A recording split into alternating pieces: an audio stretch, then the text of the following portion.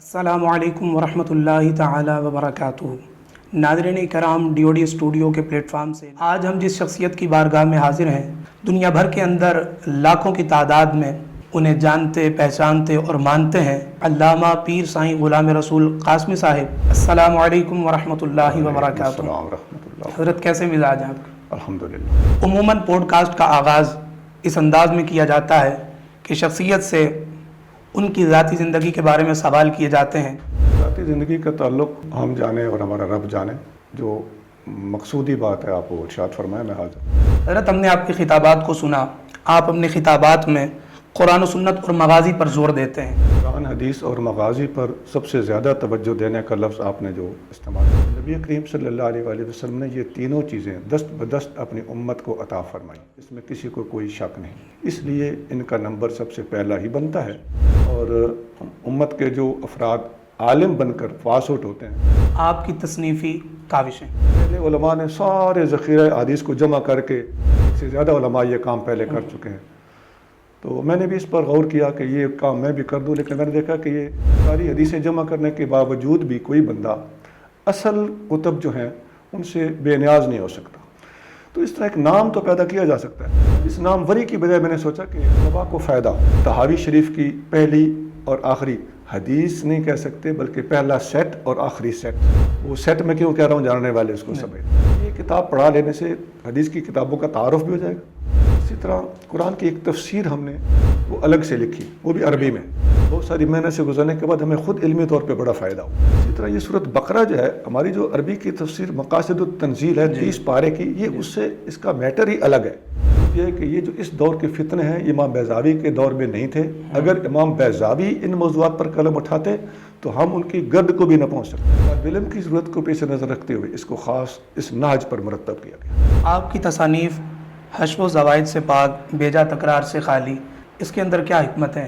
इस दौर में लोगों के पास टाइम भी नहीं है। आम तौर पर लोग दलील को पसंद करते हैं। बेहतरीन कलाम वो है। आपकी कुतुब की एक तवील फ़हरिस्त है, लेकिन बाज़ कुतुब ऐसी हैं जिनका एक ख़ास उसलूब है। इनके ख़ास उसलूब की वजह क्या है? बराह रास्त तशरीह में डाल देना, ये चैनल क्रॉस करने वाली बात है। इसमें एक फ़ायदा ये भी है, हमने कोशिश की है कि कोई हदीस रह न जाए। अब इसका फ़ायदा ये होगा कि हदीस के तालिब इल्म को कुरान पढ़ने के साथ साथ यूँ कह लीजिए कि दौरे हदीस भी ऑटोमेटिकली होता रहे। क्या बात। इस वक्त जो इस्लाम के ख़िलाफ़ फितने बरपा है, उनमें से किसी एक भी फितने को हमने, और रद्द फितन में हमारी तरजीहात क्या होनी चाहिए? इसकी तफसील नहीं बता रहा, जी। लेकिन बहरहाल अक़ायद के मामले में इन 4 चीज़ों की पाबंदी सख्त दीन इस्लाम का परचम इस दौर में उठाया है और हमें इसके बारे में क़यामत के दिन पूछा जाएगा। इस पर मेरे पूरे यानी ताक़ीक़ है और मैं इस पर बोलता भी रहता हूँ अल्हम्दुलिल्लाह कि कौन से प्लेटफार्म पे कौन सी बात करनी है। जी। आप किस मुल्क में जा रहे हैं और वहाँ आपको क्या बात करनी चाहिए, या किस स्टेज पर है, किस प्लेटफार्म पर है, या अब मसलन आपने जलसा रखा हुआ तो किस उन्वान से रखा हुआ है। जी। आप अपने मौजू के साथ वफा कर रहे हैं या गैर मुतल्लका बात बीच में घसीट के ले आए हैं। जी। या हमें किसी आलिम ने बुलाया है तो हम उसके वहाँ जाकर कोई नया मसला खड़ा करके वापस आ जाए, उसके लिए वो बेचारा बाद में कांटे चुनता रहे। जी। फिर वक्त के तकाजे कुछ और भी हैं। अब हमारे बैनुल अक़वामी हालात क्या हैं, मुल्की हालात क्या हैं, मसलकी मामलात क्या हैं, कि आपने अलैहिस्सलाम ने गैर मुस्लिम बादशाहों को भी ख़त लिखे और नबी करीम सल्लल्लाहु अलैहि वसल्लम ने अंदरूनी फितनों के ऊपर भी नज़र रखी। नाम ले लेकर कदरिया का नाम आपने लिया, राफ़ज़िया का नाम आपने लिया, खवारिज का नाम आपने, बाकायदा ये नाम हदीसों में मौजूद है। बाज़ दोस्त जब किसी बात पे तबसरा कर रहे होते हैं तो तबादला ख्याल कर रहे होते हैं और दोनों को उस मौजू पे एक नफ़सियाती मसला है। अहले सुन्नत के अलावा हर किसी की बात बैनुल अक़वामी सतह पे अपना मुँह दिखाने के काबिल भी नहीं होती। जिस उन्वान से जलसा मुनक़्क़द हो, वहाँ जाकर उस उन्वान पर गुफ्तगू की जाए। तो ख़तीब आलिम क्यों ना हो, वो कुरान हदीस इजमा और जमहूर उसको क्यों ना समझता। लेकिन हम जिस माहौल में फंसे हुए हैं, जी। अब उस सतह पे मैं आके बात करता हूँ। जी। अगर सनद के साथ वाक़या सही बयान हुआ है, बिल्कुल उसको बयान करने में कोई हरज नहीं। मैं ये नहीं कह रहा कि उसमें हरज है। जी। रिवायात झूठी हों या अशआर फजूल और गैर ज़रूरी या कसरत से वारद किए गए हों। दौरान ड्यूटी आपने इल्म शरीयत, इल्म तरीक़त की मनाजिल तय फरमाई और उसके साथ ही आपने ड्यूटी को भी निभाया। ये तमाम मामलात वक्त निभाना कैसे मुमकिन हुआ? ऐसे महकमे में मेरी मुलाजमत थी कि हमारे पास टाइम भी होता था, अच्छा। फुर्सत के औकात होते थे वो मिल जाते थे, हमारी तनख्वाह भी बढ़ा दी जाती थी अगर कोई ज़्यादा पढ़ लेता था तो। जी आराम अब आगे जाके ही करेंगे, हम इस तरह दौरा नहीं कराते, इम्तिहान भी इस तरह नहीं लेते। 30% नंबर लेना ये भी जी कोई जी इस वक्त वहाँ भी सूरत हाल इस बगौल ते कुछ ना फोल वाली सूरत जी हाल। जी जी नहीं बोलते। बहुत बड़ा नाम है लेकिन माजरत खा हूँ। जी बिल्कुल। इसका सारा सबब सनदों के पीछे पड़ना। जी जी।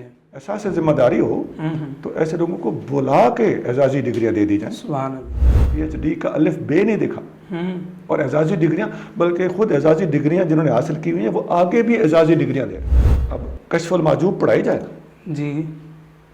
अतारुफ पढ़ाई जाएगा। तो ये किताबें तसव्वुफ की बेसिक किताबें हैं। हमारे नए फुदाला के लिए पंदो नसाइह और खिदमत दीन के लिहाज से किन किन हिकमतों को पेश नज़र रखा जाए? हम कह के बरसा रहे हों, मजाक उड़ा रहे हों, खुदा न खास्ता रक्स कर रहे हों, अल्लाह। खिलाफ शरा अशार पढ़ रहे हों, बेहतरीन जलसा वो है जो घंटे 1.5 घंटे में वाइंड अप हो और कहेगा कि नहीं मेरे पास इतना टाइम तो नहीं। तो फिर आपके पास इतना टाइम नहीं है ना, तो इस्लाम के पास भी ऐसे बंदे की ज़रूरत नहीं। दौरे तफसीर मुझे सही तादाद याद नहीं कि कितनी बार करा चुका हूँ कि कुरान तमाम उलूम का माखज़ है। बेशक। सैयदना अली मुर्तज़ा रज़ियल्लाहु तआला अन्हु रवायत करते हैं कि नबी करीम सल्लल्लाहु अलैहि वसल्लम से मैंने पूछा, या रसूल अल्लाह जब फितने होंगे तो उनमें से निकलने का तरीका क्या है? फितना खड़ा करने वाले ने खुद कुरान नहीं पढ़ा। मैंने जब एक दफ़ा दौरे तफसीर कराया सरगोदा, मैंने उन्हें अर्ज़ किया कि क़िबला कुरान शरीफ में से हमें गुजरने तो दें। कुरान हदीस इजमा जमहूर इज़्दा मुनकर रब तो दूर। रब तो दूर। जज्बे अल्लाह ताला अता करता है। बेशक। ये मैंने आजमाया, मेरी बात मान लेना। मैंने एक एक दो दो तीन तीन आयतें करके पढ़ा है कुरान शरीफ। उस्तादों के दिए हुए सबक को एक एक तफसीर में देखता था कि उस्तादों ने क्या पढ़ाया और यहाँ क्या लिखा हुआ है। DOD स्टूडियो के प्लेटफार्म से हमारा आज का सेगमेंट मुकम्मल हुआ। वस्सलाम माल इकराम।